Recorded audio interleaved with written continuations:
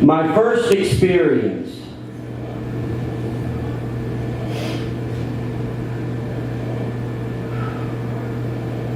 My first experience with the mysterious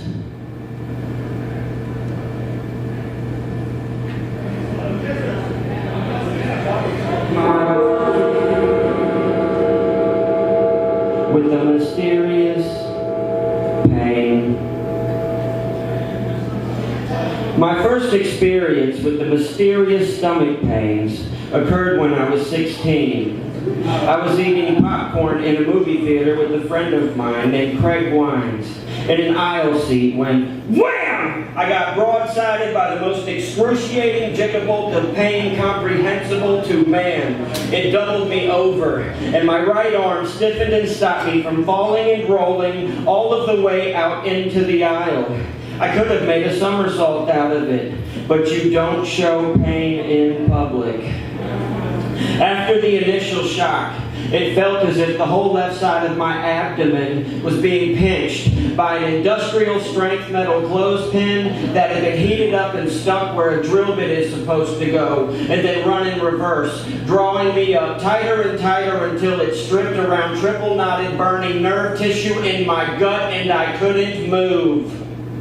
After 2 or 3 paralyzing minutes, which felt like 20, Craig rushed me to the hospital in my car. I never let Craig drive, and if I did, I would never ever let him drive fast. But that night was his lucky night because I made damn sure that he did both. I was in pain, real pain. So much pain that I swelled up with mad bouts of rage. And I cussed, snarled, and spit at everything in our path, even the red lights he didn't stop for. But for some strange reason, I never cussed the pain. I walked into the emergency room entrance, hunched over fast, and threw my wallet at the lady behind the desk. It hit her in the chest, and I screamed at her as I kept walking past. Here's all my information! My appendicitis just ruptured on the wrong side of my body, and I'm going to die! Then I went forward and turned to the back, found her hand and laid down on it. The words fast words, whirring in combos, poison hell. When the end of I said, no suffering, the staff right after me, sir, echoing louder and louder. The exact opposite of an out-of-body experience, everything going in to one twisting, loci-twisting axis, evil Monday. They found a bed for me right away, but as quickly as the pain came, the pain disappeared. And it disappeared about the same time the doctor got there. Hold on. I sometimes have trouble with this part. Let me start over again. I'm sorry.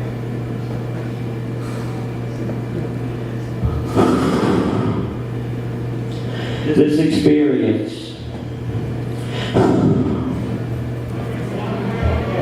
This experience also marks the first time my rectum was violated. There, I said it.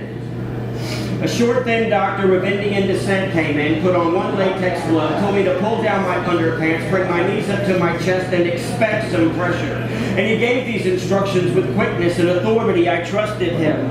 And I'd heard of this exam before, but always as the subject matter of jokes at the expense of senior citizens. And I never believed it could happen to me. I was 16, a child for God's sakes, laying there anxious, prone, and exposed, and no longer in pain. I looked over my shoulder and let out a soulful groan. The doctor had stuffed at least one gloved finger, probably 4, into a jar of transparent grease, and then all of that went into my ass, and it gets worse. When he moved around it, in and out, it really, really hurt. The whole time I'm thinking in slow motion, I don't want this.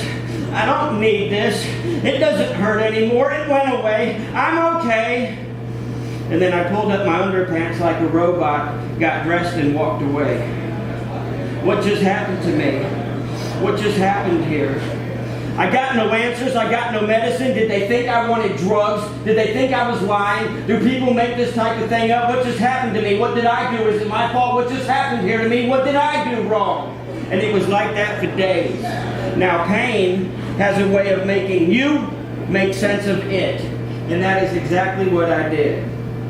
Hello, my name is Bryan Saunders. I'm 16 and I'm allergic to buttered popcorn. Trust me, it was years before I ate popcorn again. And time after time, people would offer me popcorn, but instead of seeing some harmless, white, like fluffy, flowery food, I saw it for what it really was. A vile seed, treacherous burger beast, prophecy in a pan. About 2 months passed and the pain returned several times in a row. Not nearly as strong though, so I rode them out alone, dismissing them as mere psychophysical aftershocks. Then, about a year later, I was laying in bed, deep asleep, in my aunt's basement when, "Wake up, motherfucker, it's Wham again!" I tried for hours to pick myself up off the floor.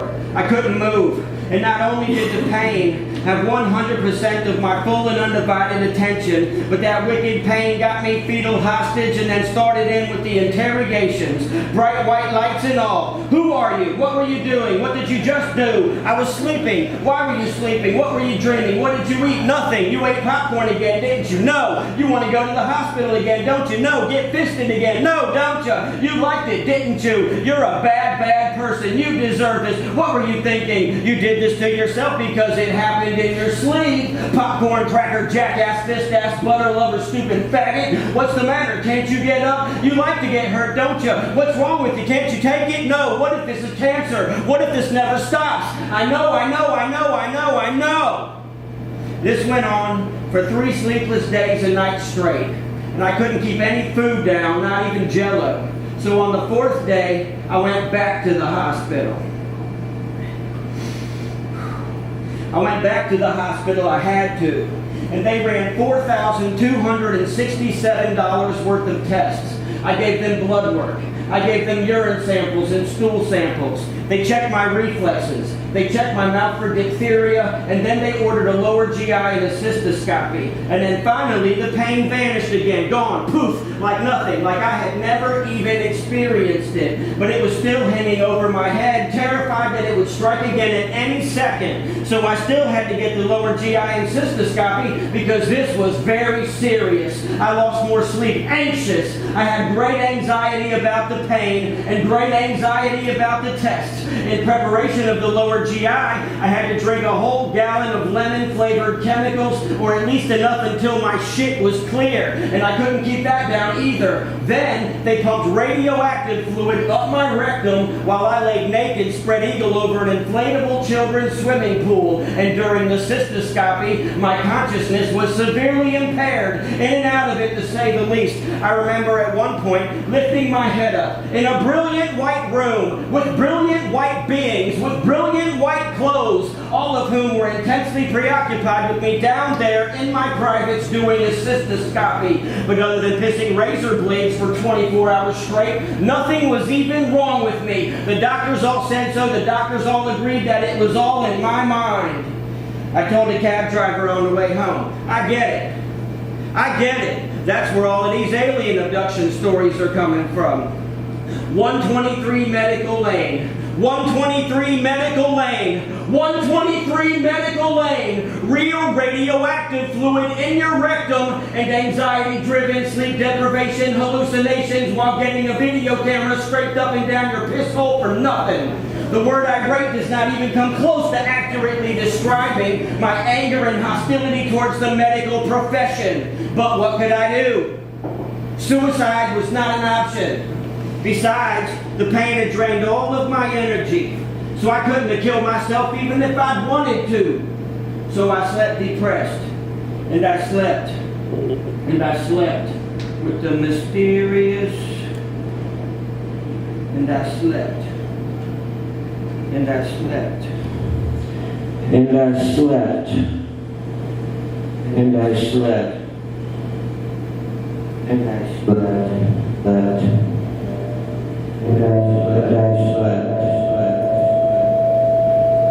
And I slept.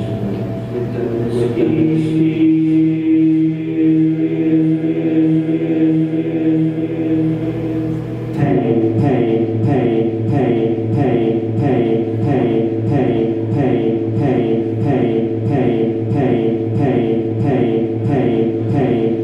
emotionally,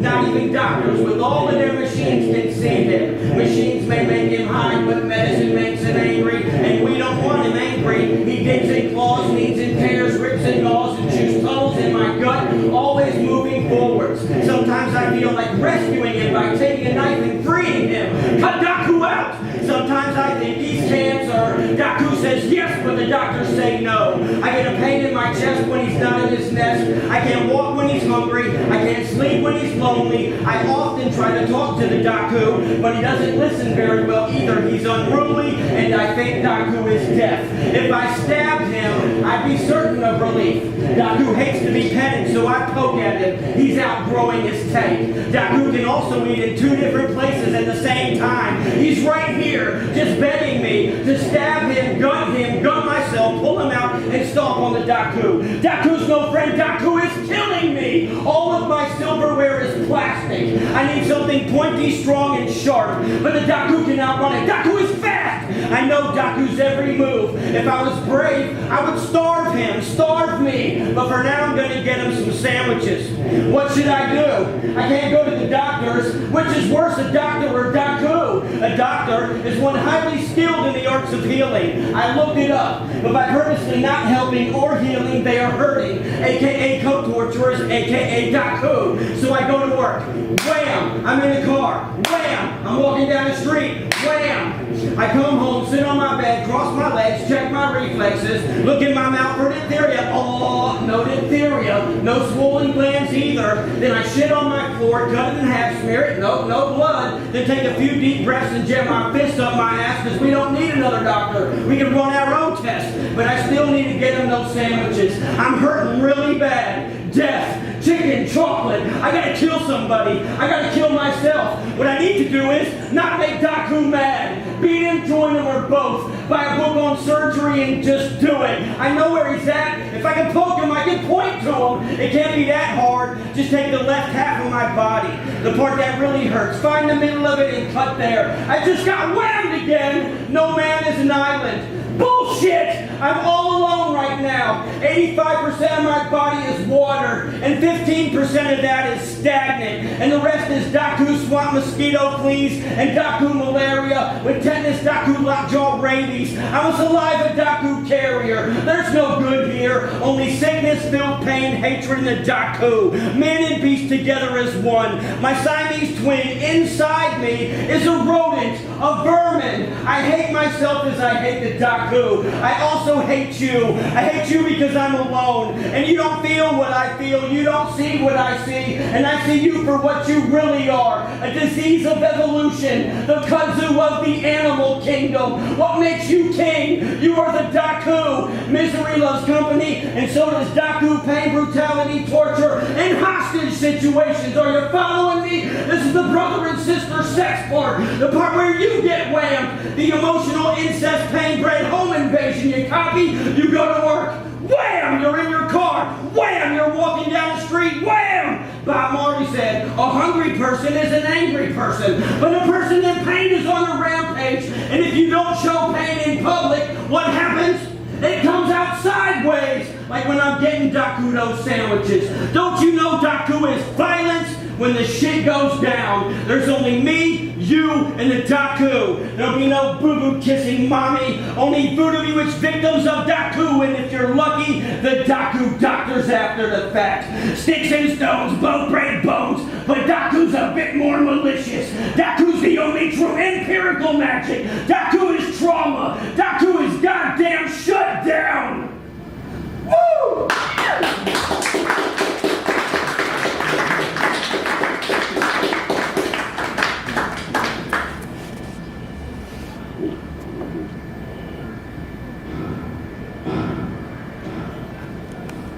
Just as it is difficult to describe darkness without first referencing light.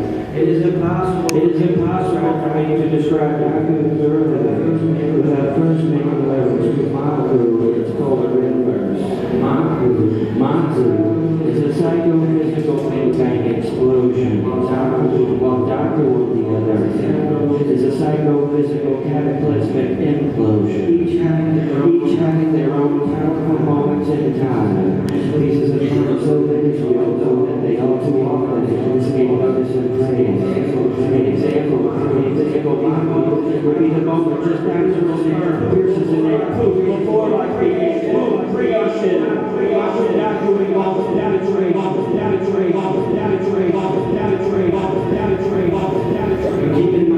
keep in mind that for everything I do is become action, the doctor is the fusion of anti-hole with anti-hole with anti-hole with anti-hole. But keep in mind that for everything I do is become action, make a hole.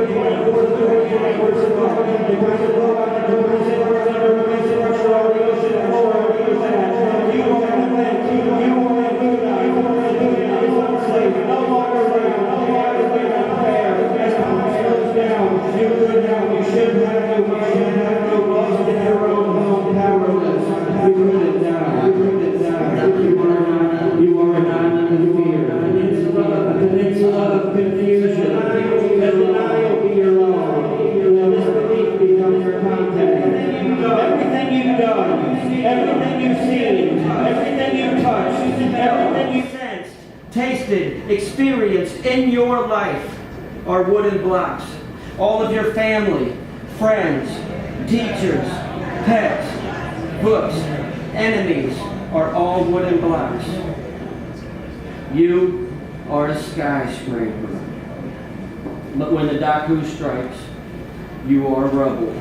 You didn't build yourself the first time, so how can you do it now? Once a Vudak, always a Vudak, and Mudaks are usually both. The Mudak maker of Daku is one highly skilled in the arts of Daku, and filling holes